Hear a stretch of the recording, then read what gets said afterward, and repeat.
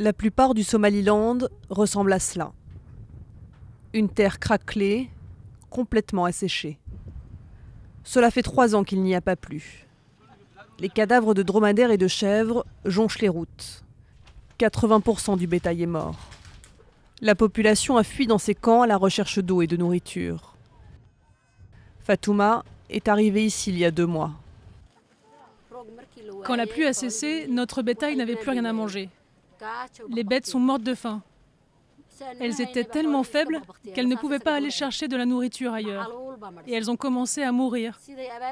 Et la sécheresse a continué, encore et encore. Ici, les familles reçoivent en moyenne 100 $ par mois de la part des ONG. Rien que dans cette région, nous transférons de l'argent à 770 familles. Et dans cette ville où nous nous trouvons, nous aidons 100 familles. Les besoins sont bien plus importants. Il est nécessaire d'agir bien davantage. Mais nous dépendons de l'argent que nous recevons.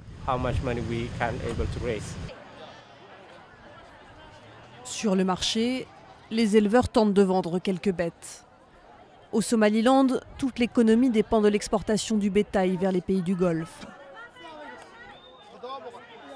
Le marché au bétail du Bureau est l'un des plus importants d'Afrique de l'Est. Avec la sécheresse, beaucoup d'animaux sont morts de soif ou de faim. Conséquence, le prix d'une chèvre, par exemple, a augmenté de plus de 20%. La sécheresse a paralysé le Somaliland. La situation est d'autant plus grave que ce territoire autonome depuis 1991 n'est pas reconnu par la communauté internationale. Résultat, il n'a pas accès aux aides des principaux donateurs que sont la Banque mondiale et le Fonds monétaire international.